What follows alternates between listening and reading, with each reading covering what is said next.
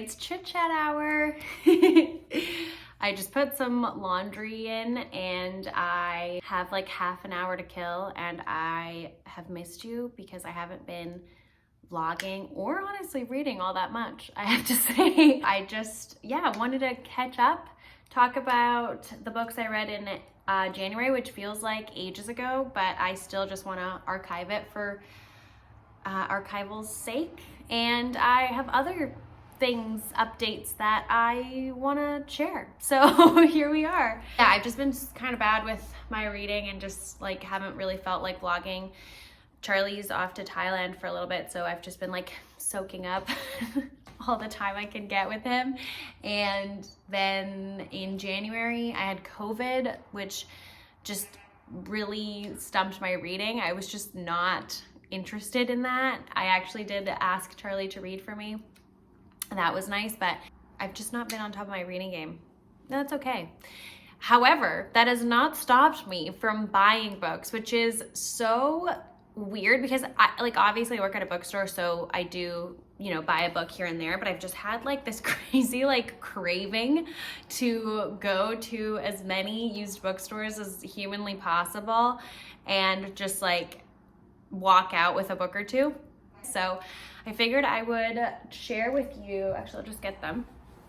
I will share with you my recent purchases, which I like doing, but part of me is like, bitch, you need to stop. A, not sustainable, the bank account is looking low, but mainly because I also enjoy going to the library and utilizing that amazing resource and having more of a happy balance between books that I own and books that I don't need to own, but I still want to read and I can just get them from my local branch. So we're done with the book buying for a little bit because it's getting a little ridiculous. And I don't know, it just makes me feel icky for some reason. So the first book that I got is The Friend by Sigrid Nunez. And this just sounded so sweet to me, and I think I've seen it on the tubes before. I recognize the cover, but it has to do with a woman whose mentor slash friend passed away, and this woman inherits the person's dog. This just tugged at my heartstrings now that I'm a pet owner. And it just sounded like a sweet little sad story, and I picked it up. So I also just feel, and I think I've talked about this before, but I feel a sense of a duty to buy something every time I go to a used bookstore. So I'm I walked in here. It would just be rude for me to walk out with nothing in hand after I just spent hours browsing the shelves. Do you know what I mean? So then I just feel I have to support them somehow. So that's maybe how I rationalize buying all these things. I don't know. But anyways, yes, The Friend is one of them. Then I got Written in the Body by Jeanette Winterson. Rebecca really enjoyed this book, and I was in the mood for a sexy read, and this I think will tick that box. And it's a short little guy, and it was $9, so had to pick that up. And then I went to a brand new used bookstore, which that honestly just tickles my heart so much, because I was looking for, we discussed this. I'm sorry, I'm repeating myself. But I ended up going to a new used bookstore to pick up The Passions of New Eve, and it was such a darling, darling little spot. The book community in Vancouver is so freaking sweet. The owner of that store knew the bookstore I worked at and the owners, and it was just such a lovely little encounter. And obviously I had to browse, and I saw Sheila Heti's Motherhood for $14 hardcover. Come on, what a stealio. And I've been meaning to read this, so I thought it had to be done. I think I'm gonna do a reading vlog, and hopefully I won't be utterly disappointed like I was with How Should a Person Be? Although all signs are pointing to me liking this, but we shall see. I don't know. But on the same vein, I very generously got gifted Pure Color, also by Sheila Heti, by Penguin Random House Canada. So thank you dearly. Such a treat to get books in the mail. Honestly, it just makes my day, and I just feel so lucky and honored. So anyways, I'm obviously gonna go on a little Sheila Heti book tour and really get to know her work, and I hope to be blown away, which I think I will be by these two. So yes, those are all the books that I have acquired as of late. I'll be doing a lot more reading once Charles is gone, so I need this to keep occupied. So those are the books that I'll hopefully be reading soon. And as for the books that I read in January, I started off the year with Astra by, who was it by? Cedar Bowers. It was actually a great little read. It wasn't anything crazy. It was just like a good story. But coincidentally enough, the author of Astra is married to the author of Greenwood. His name is Michael Christie. And I started off my year with Greenwood in 2021, so it was just a funny coincidence. Anyways, so Astra follows a woman's story through the eyes of different people in her life. And it's only in the last chapter where we hear Astra's perspective herself, because we hear from the perspective of the friends in her life, her lovers, her family members, her like adoptive family, if you will. And it was an interesting character study really about this woman and the varying sides or identity that she chooses to share with different people in her life at different points in her life. So she comes from a commune in the outskirts of Vancouver, and she moves to the city and travels a little bit to other parts of Canada. And yeah, she has a very interesting life, and I'm aware I'm not saying very much, but yeah, it was a good read.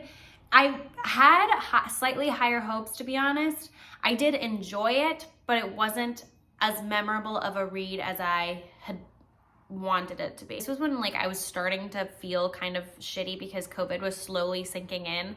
So maybe had I read it in a time where I was more like down to read, perhaps I would have gotten even more into the story. But I just think at this moment in time too, I'm not like a huge plot or like character study kind of gal at the moment, or at least when I was reading that book. So it just like wasn't satiating my hunger, like my interest for what I was in the mood for. I'm a mood reader, what can I say? Then I read White is for Witching by Helen Oyeyemi, and that was a marvelous read. I was so absorbed in that story and in the beautiful writing and tone that she set throughout the entirety of the book. I found the story incredibly compelling. It was kind of like a psychological thriller, like horror-esque, but like make it literary. And what I mean by that was just the writing being super lyrical and poetic, and she did some really interesting things with form. And the story itself has to do with a family that lives in Dover, England, in this beautiful home that has been in the family for generations. And the mother or the matriarch of the family has passed away, and the dad is living in this bed and breakfast. He turns this house into a bed and breakfast, and he's got two twin kids, Miranda and what's his name? God, I'm blanking. But anyways, Miranda and her brother.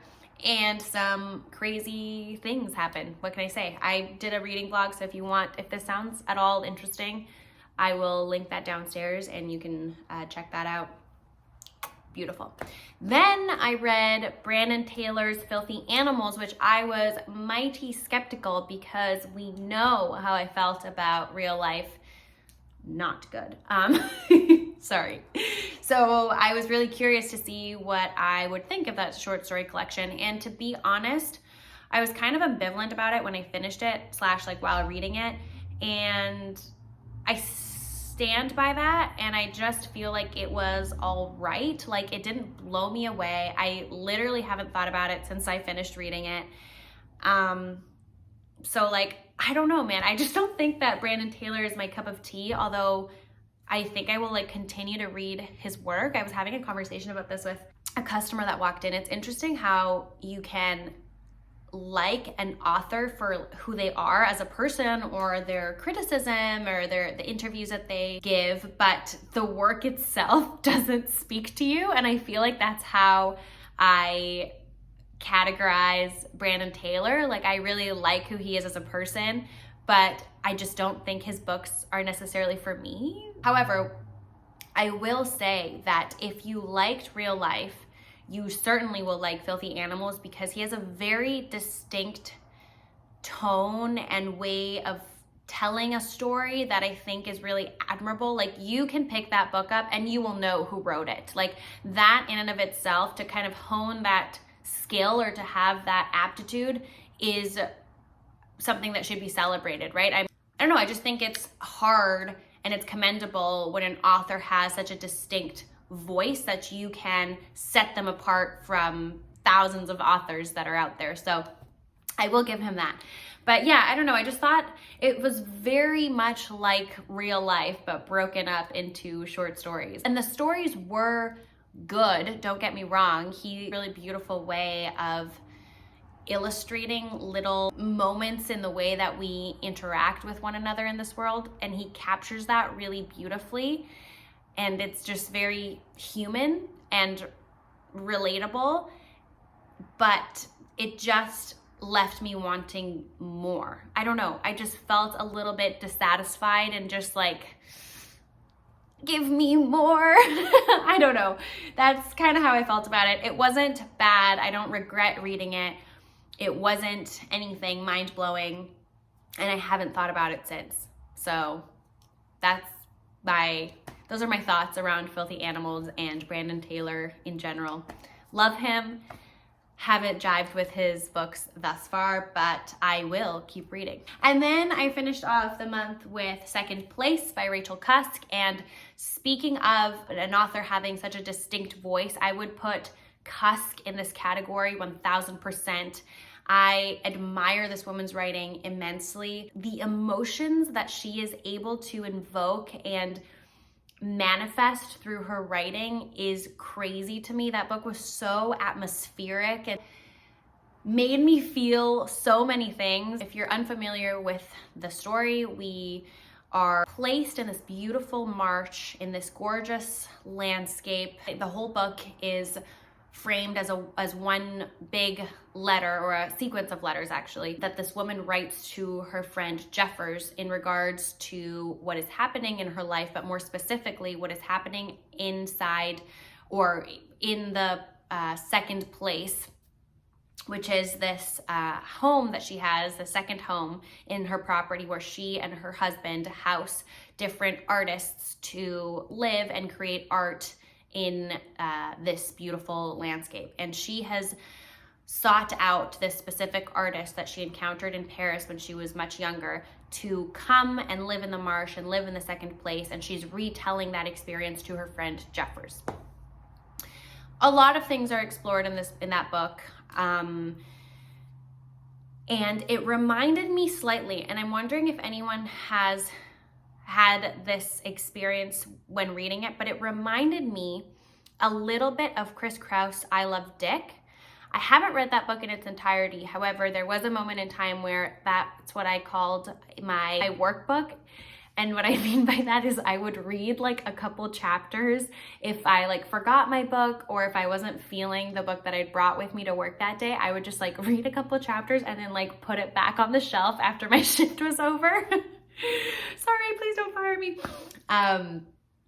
And yeah, the vulnerability and the rawness in Chris's character in that book, in comparison to the narrator in Cusk's book, I found a lot of similarities. Again, like I said, in the vulnerability and the honesty and the like desperation and unapologetic, emphatic emotions that both of those characters displayed. I just found them to be really compelling. And like I said, I found a lot of similarities while I was reading Cusk. If anybody thought the same, please let me know. But yeah, I loved it. Oh, I could go on and on. Yes, highly recommend if you love a Thinky Woman book. That is like the epitome of like Thinky Woman vibes, 100%. If you like family drama, talking about art, the production of art, relationships, femininity, finding your place in this world. Yeah, I don't know. It was a great book. I'm still thinking about it, and I don't think that's gonna end anytime soon. Beautiful read, and I gave it to Eva, and I can't wait to discuss with her.